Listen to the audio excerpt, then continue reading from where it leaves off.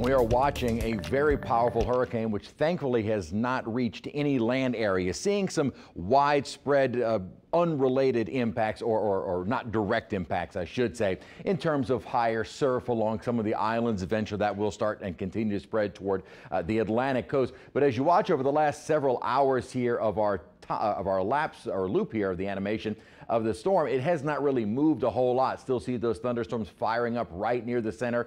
Good outflows. There is still room for some kind of redevelopment of the storm, which again, if you remember back to late last week, had become a Category 5, then started to weaken some during the weekend, started to reorganize itself, and will likely strengthen a bit more in the next day, 2 days, before it starts the real trek toward the north, where it will be weakening. Now, thankfully, I meant to pause it right near Bermuda. The center of the storm, so the strongest winds, will stay offshore of the island. So great news there. They will see some tropical storm force winds, obviously some rain, and the higher surf from the storm, as well as that surf moving toward the east coast. Where it could eventually make a landfall would be in Maine or parts of New England and the Canadian Maritime Zone. At this point, it would be a far weaker system, and in fact, it could already be kind of a post-tropical storm, but certainly high surf and the strong winds, damaging winds as it moves up toward New England, but as a much weaker system. Something we'll be watching there, and that won't be until this coming weekend. So this one has been a long track storm.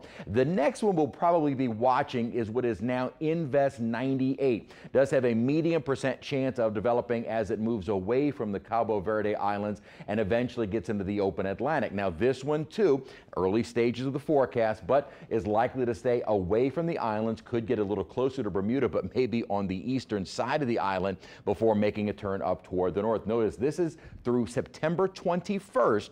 We are still quiet in the Gulf of Mexico. Most long-range models are keeping us quiet in the Gulf. That is great news there for the next at least 7 to 10 days. That's putting us closer to where we can start breathing that sigh of relief by mid-October. Not there yet, but we're getting